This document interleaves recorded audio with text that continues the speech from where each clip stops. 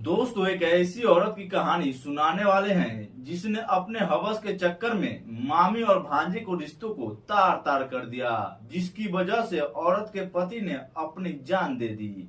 नमस्कार, आदाब, प्रणाम। मैं गुड्डू कुशवाहा आपका स्वागत करते हैं हमारा चैनल RL ग्लोरी में, और आप देख रहे हैं सच्ची घटना की एक नई एपिसोड के साथ एक नई कहानी।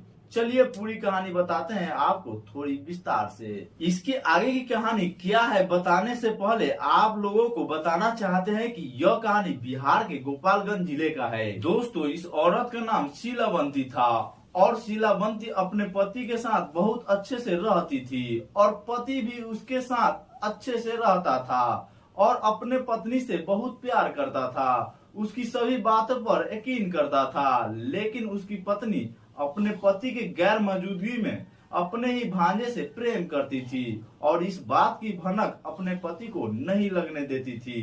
एक दिन शीलावंती अपने पति बड़े भाई से झगड़ा कर लिया था और ज्यादा गुस्से में अपने पति के बड़े भाई के सिर पर ईंट से मारकर उसकी हत्या कर दिया था। पति अपने पत्नी शीलावंती पर इतना भरोसा करता था कि अपने बड़े भाई की हत्या कर देने के बाद भी अपने पत्नी शीलावंती का पक्ष में बोला था और उसे जेल जाने से बचा लिया था। लेकिन शीलावंती एक हत्या करने के बाद भी नहीं रुकती है। शीलावंती अपने ही भांजे के साथ अवैध संबंध बनाने लगती है।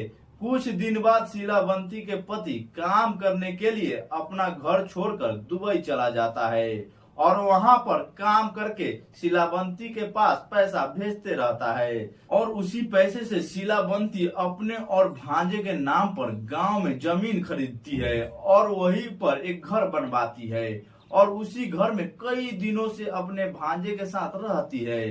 शीलावंती को उसके भांजे के साथ नाजायज संबंध रखने के लिए शीलावंती के ससुराल वाले काफी बार मना करते हैं और समझाते भी हैं, लेकिन उन लोगों की एक नहीं सुनती। फिर एक दिन ससुराल वाले और कुछ गांव वाले मिलकर नाजायज संबंध बनाने के कारण मामी और भांजे दोनों को मारते हैं और भांजे को गांव वाले एक दिन तक नलियाल में ही बांध कर रखते हैं और कुछ लोग मिलके पंचायत करते हैं और शीलावंती ने जो अपने और भांजे के नाम पर जमीन खरीदी होती है उस जमीन को उसके पति के नाम पर करवा देते हैं और कुछ दिनों बाद शीलावंती अपने बेटे को लेकर अपने प्रेमी यानी भांजे के साथ भाग जाती है। शीलावंती के घर छोड़कर भाग जाने से उसकी पति काफी टेंशन में रहने लगता है और यह सोचता रहता है कि जिस पत्नी को खुश रखने के लिए मैं अपना घर छोड़कर आया, जिस पत्नी पर मैं भरोसा किया, वह आज मुझे ही छोड़कर चली गई।